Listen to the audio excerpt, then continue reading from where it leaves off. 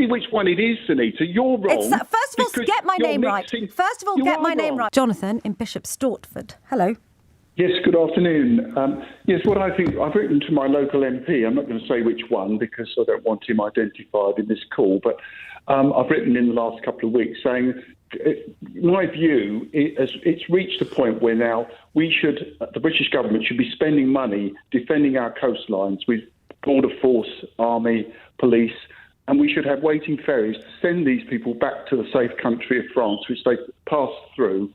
And basically, there's many people, not yourself, but other presenters on LBC and other radio stations, saying these migrants are the UK's problem. They are not our problem.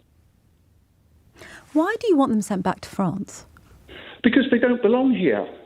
But why do they belong in France? Because they've come through France. France is not at war, last time I knew. It's a safe country. So why have they come here? They come here because they can get benefits here. France gives them nothing. How many people do you think... That's why they come. How many people... And the other thing, you're wrong in saying, as you said earlier, that the government is saying that these migrants, people are thinking the migrants are all the problem with the economic meltdown of this country. We're certainly not. Well, you That's may not be, Jonathan. You may not be. But I tell you what, I've been on this station now since September of last year, and almost every time we hold this phone in, I can see it because I can see the text, Jonathan, live. There are people here who actually think that this 100,000 or so asylum seekers are the reason their great aunt Matilda can't get a hip operation, and why their sons and daughters can't buy houses. That's what people believe. So I appreciate you might not think that. No, I don't think that. And the reason why I don't think that, because right-thinking people wouldn't think that, simply for the fact that these are two separate issues. We have internal problems with this country, but some of the problem we've got, Sangita, is the fact that we have too much population, whatever colour they are. We have too many people. That's why the NHS doesn't work. Too many people. It was made for 40 million people. It's covering double that now. No wonder it doesn't work. Local services were made for a set number of people. We're now bringing more and more people in. So we're exacerbating the problem we've already got by bringing more and more people in. 800 this week. 4,000 a month. How can we keep taking these numbers of people when we can't even provide for what we've got?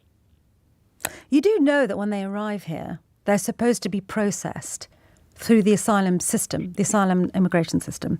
And what's actually happening, Jonathan, is that system, it's gone beyond breaking point. The backlogs are such, the backlogs are such that we have got people waiting 18 months to 2 years for an assessment. Could it actually be that what we are seeing is a collapse in the system, and that it isn't the fault of people who are coming here seeking shelter from war, in some cases economic hardship, fleeing environmental disaster, fearing their lives because they may be gay, for example, and in the countries that they come from, they can't live peacefully. Do you not think that the real problem here is system collapse? And the only people responsible for that system collapse is the government of the day? What it is, and you know what I'm going to say, it's been identified, because we've had to think this way, the system is against these people because we don't want them. They are not our problem. There's no problem with the system. I'm totally confused by why you keep saying they're not our problem. If somebody comes to our shores seeking help, I don't see them... Hang on a minute, Jonathan. I don't see them as a problem. I see them as a human being who has to be subject to the systems that we have of the day to assess what their claim is and whether or not under international law, including the European Convention on Human Rights, to which we are signatories, or the 1951 Convention, the UN Convention on Refugees, I don't see them as a problem. I see them as a human being potentially in a great deal of need. And I see us as a first world country, the 6th largest economy in the world. And I see them as people who may need shelter and as people who might be bringing something to this country. That's how I see them. So why do you see them as a problem? Yes, but you've just said earlier in your programme that we're poorer now, apart from London, we're poorer than Mississippi. So how can we be this rich nation? You are mixing two things. You are completely mixing two things up. Really not. It's you that's wrong. You are completely wrong. Okay, this let me tell you. Well, hang on a minute. Wait a minute, people. Jonathan. What am I wrong on exactly? Because first of all, you start this conversation by saying to me that, Sangita, you're absolutely right. The reason we've got massive waiting lists, bigger than ever before, the reason we can't buy houses, the reason our economy has flatlined is not because of this 100,000 asylum seekers. And now you're saying it is. So which one is it, Jonathan? I'll tell you which one it is, Sangita. You're wrong. First of all, get my name right. First of all, get my name right. What is my name? Jonathan, what is my name?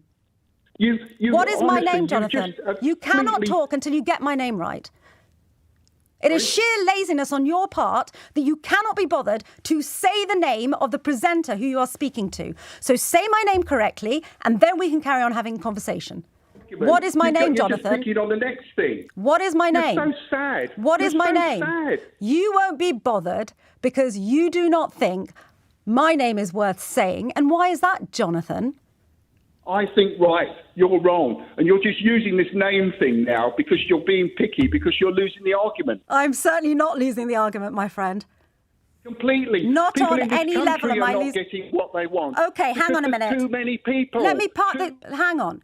You think this country is, quote unquote, full and we have too many people. You think we have no legal obligations to assess the claims made by asylum seekers. Wrong. You seem to think that the reason you can't get a hospital appointment, or whoever it is you think can't get a hospital appointment, is because of these asylum seekers. You are wrong. You seem to think the housing crisis is because of these few thousand people. You are wrong. I have not lost this argument in any way, shape or form. And you, Jonathan, do not have the decency to ring up this radio station and say my name properly. My friend, this call is over. Call me again when you've learnt what it is. Thank you very much indeed.